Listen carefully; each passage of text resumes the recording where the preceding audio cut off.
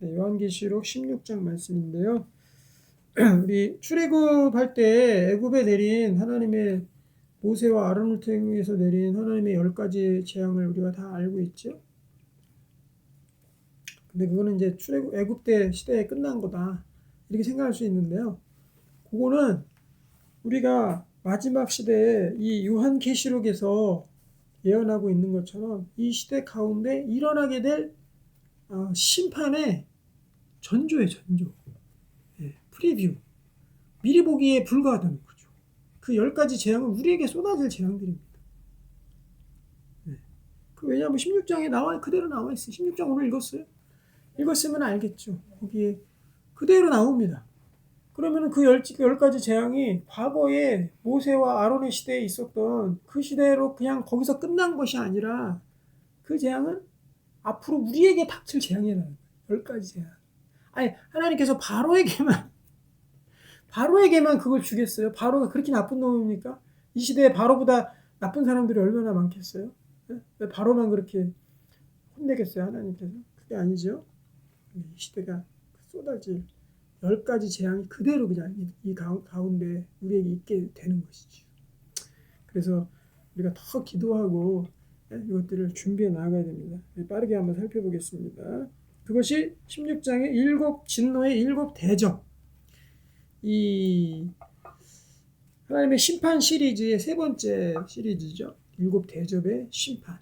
처음에는 7인을 떼시죠. 두루마리에서 7인을 떼니까 하나 뗄 때마다 재앙이 임했습니다.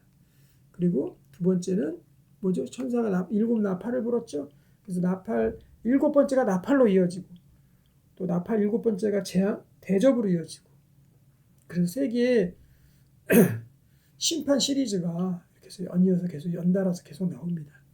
이거는 시간의 순서가 아니라 그랬습니다. 이거는 하나님께서 우리에게 강조하신 것이고 그래서 7나팔을 불면서 하나씩 불 때마다 하나님의 심판이 쏟아지고 이제 그 시리즈의 마지막 7대접이 부어질 때마다 그 가운데서 하나님의 심판이 또 이루어지는 거예요. 그런데 특별히 7대접의 심판은요. 출애굽기에서의 10가지 재앙하고 그것들을 그대로 반영하고 있어요. 그 이미지를 그대로 반영해서 이 시대에도 경고를 주고 있는 거죠. 그러면 이건 미래의 일이거든요. 현재 일이기도 하고 미래의 일입니다. 그러면은 10가지 재앙이 그 애굽 나라 또 나일강에 쏟아졌던 그 10가지 재앙이 앞으로 있게 될 우리 앞에서의 재앙을 미리 경고하는 메시지인 겁니다. 뭐 우리 어린이들 설교하면 10가지 재앙이 바로에게 쏟아졌어요. 애굽 나라에 쏟아졌어요. 뭐 이러잖아요. 그렇게 할 것이 아니에요. 너무나도 심각하고 무서운 재앙들이 우리 앞에 쏟아질 것을 미리 예견하는 거니까 우리가 그거 들을 때마다 그거를 과거에 아이고 쌤통 잘 됐네. 이 애굽 놈들 망해라. 뭐 바로 망해라 하고 그렇게 할 게 아니라고요. 이거 우리가 겪게 될 일입니다. 얼마나 무섭습니까? 그래서 16장 1절에 보면요. 또 내가 들으니 성전에서 큰 음성이 나서 7 천사에게 말하되 너희는 가서 하나님의 진노의 7대접을 땅에 쏟으라. 첫째 천사가 가서 그 대접을 땅에 쏟으매 짐승의 표 다 설명했습니다. 짐승의 표를 받은 사람들과 그 우상에게 경배하는 자들에게 악하고 독한 종기가 나더라. 이렇게 되어 있죠. 그러니까 종기 재앙이 10가지 재앙 중에 몇 번째입니까? 이거 외우고 있는 분 있어요? 6째 재앙이죠. 6째. 그래서 출애굽기 9장 그쯤에 보면은 이제 그 10가지 종기 재앙이 나옵니다. 그런데 그 종기 재앙이 짐승의 표를 받은 사람들에게 나타난다는 거예요. 그러니까 종기라는 거는요. 얼마 전에 종기를 알아보셨죠? 배. 굉장히 고통스럽죠? 흉하죠?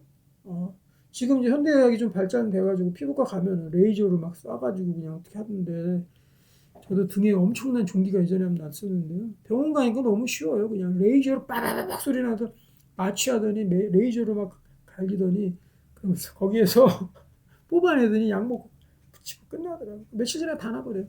옛날에 뭐 이명래 고약 뭐 이런 거 옛날에 많았거든요. 저 어렸을 때 보면 옛날 사람 티내고 있는데 그 고약이 종기에 붙이는 약이잖아요. 그만큼 옛날에는 종기가 많았다는 거죠. 종기 많았습니다.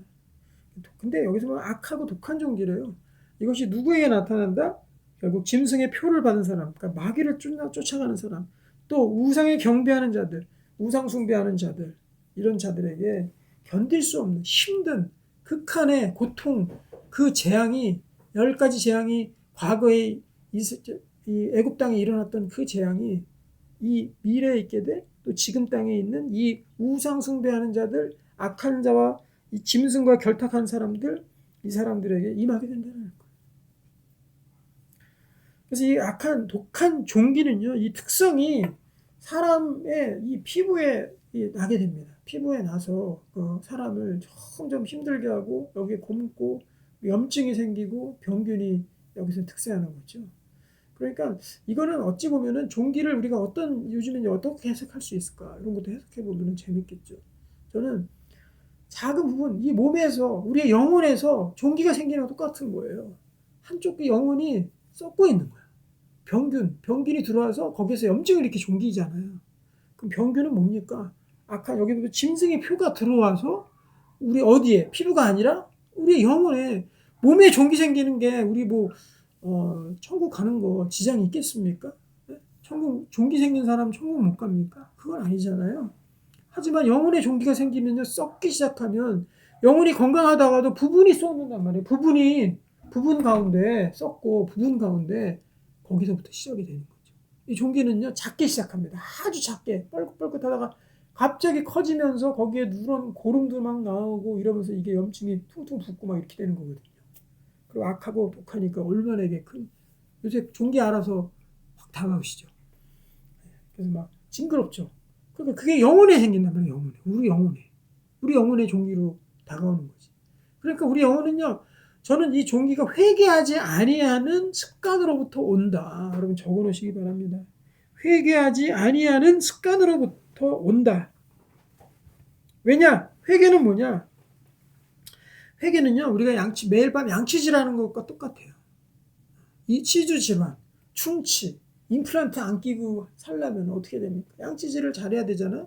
그러면 우리 치아가 상하거나 아니면 충치가 있다라는 거는 조그맣게 거기에 어떤 이제 거기에 썩는 병균이, 그쵸, 세균이 썩게 만드는 거죠. 그 치아를.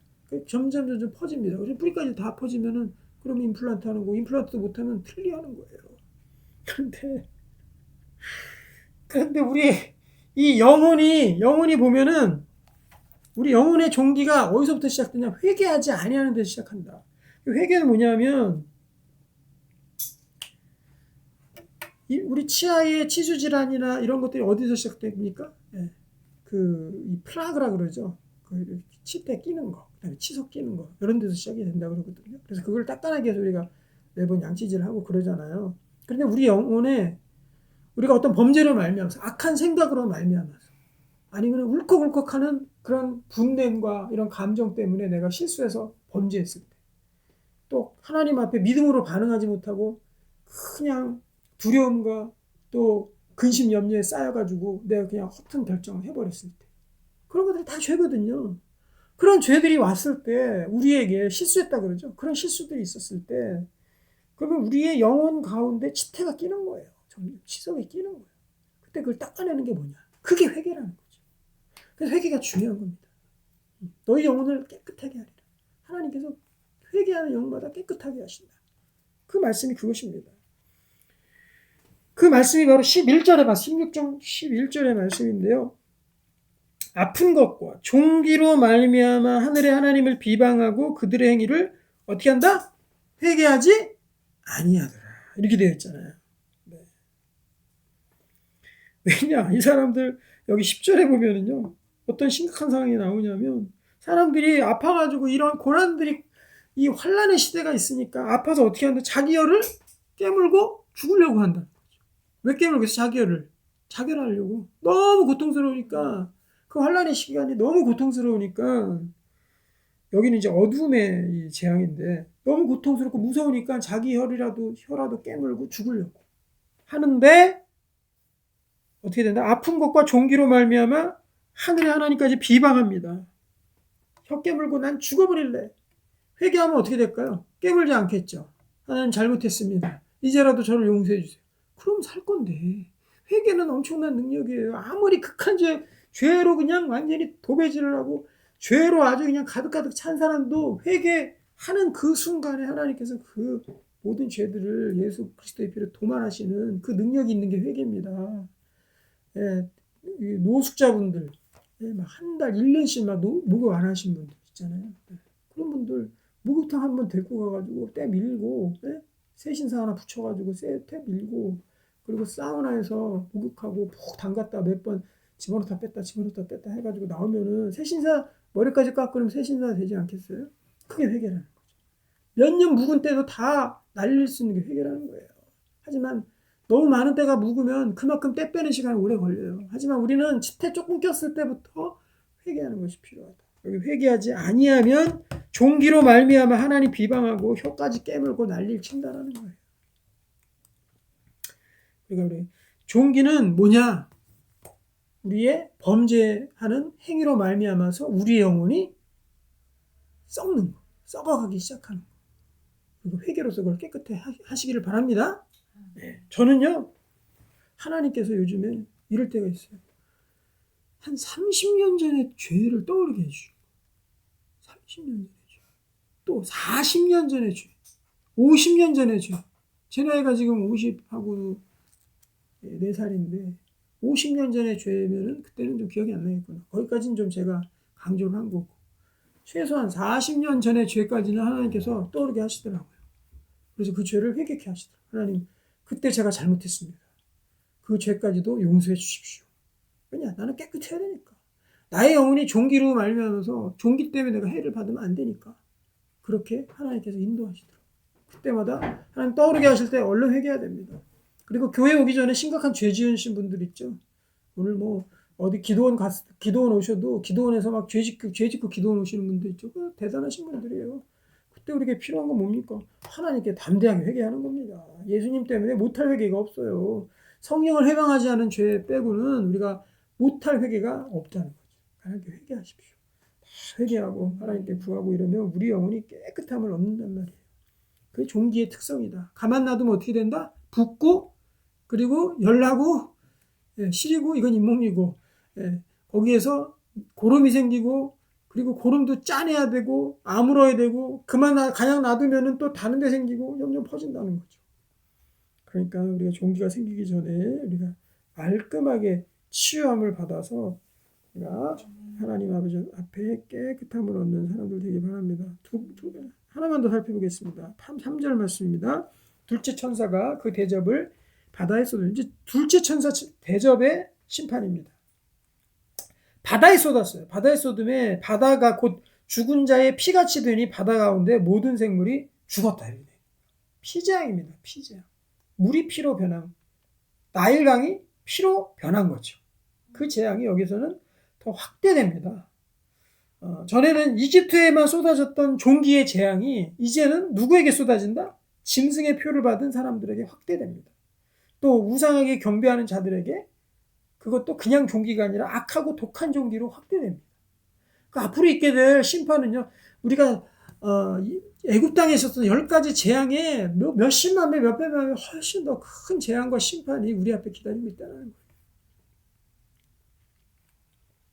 물이 피로 변하는 재앙은 몇 번째 재앙입니까? 이게 제일 쉽죠.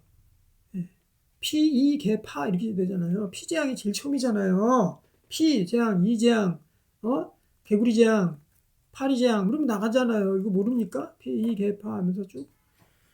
피 재앙 첫 번째 재앙 출애굽기 7장 여기서부터 있게 돼요. 첫 번째 재앙입니다. 그리고 여기에서는 그때 바다에도 많은 생물들이 나일강에도 많은 생물들이 죽었지만 여기 보면은 모든 생물이 다 죽더라. 이거는 우리가 상상할 수 없는 어마어마한 재앙이에요. 바다의 재앙입니다. 저는 바다의 재앙은 이미 시작됐다고 봅니다.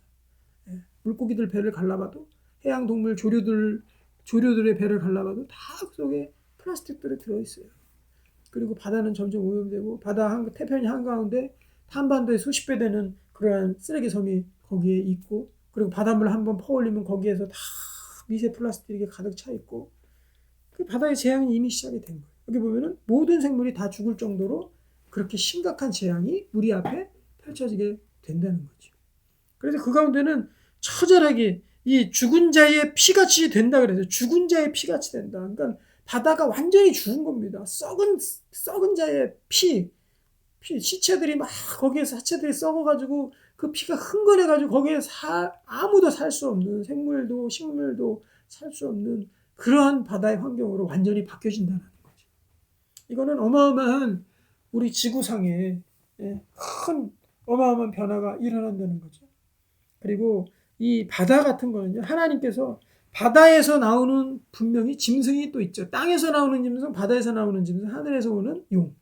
이게 이 사탄의 삼두체제잖아요. 하나님의 삼위일체를 모방한 사탄의 삼두체제. 성경에 다 나오는 얘기예요. 뭐 어디서 책에 나오는 얘기 아니고요. 하늘에서 내려오는 용, 그게 사탄, 두목, 땅에서 올라오는 짐승, 바다에서 올라오는 짐승. 하나님께서 다 멸하시는 거예요. 바다에서 올라오는 짐승. 이 바다라는 거는요, 문란하고 음란한 이 세대를 상징하는 경우가 성경에서 많이 있어요. 그럼 이 세상 가운데 모든 바다에 거기를 휘젓고 다니는 그 사탄마귀의 바다 짐승, 그 짐승의 세력을 하나님께서 멸하시고 그 가운데 모든 자들, 그를 따르는 모든 자들 똑같습니다. 짐승의 표를 받은 사람들, 우상에게 경배하는 사람들, 이 사람들 가운데 하나님께서 진노의 잔을 거기에 쏟아 부으시는 거죠. 사람들이 다 피 흘리면서 거기에서 죽게 되는 것입니다. 그래서 우리가 그리스도의 피를 의지하지 아니하면은요, 여기에 바다에 죽은 자의 피같이 됩니다. 아멘입니까? 그리스도의 피를 의지하지 아니하면 바다에 죽은 자의 피가 된다고요. 어떤 피가 되기를 원하십니까? 하나님의 예수 그리스도와 함께 보물과 같은 아주 귀한 보혈의 피로 우리를 깨끗하게 하시기를 바랍니다. 그래야 썩지 않습니다. 그래야 죽지 않습니다. 그래야 바다에 죽은 동물처럼 되지 않는다라는 거예요. 오늘 두 가지만 살펴봤습니다. 다음번에는 나머지 재앙들도 한번 쭉 일곱 대접 재앙을 한번 보도록 하고, 오늘은 이 종기재앙보다 회개의 능력으로 우리가 이겨야 된다. 점점 더 깨끗하게 회개할수록 우리는 점점 더 깨끗해집니다. 그리고 예수 그리스도의 피를 붙잡지 않은 자는 죽은 자의 피같이 된다.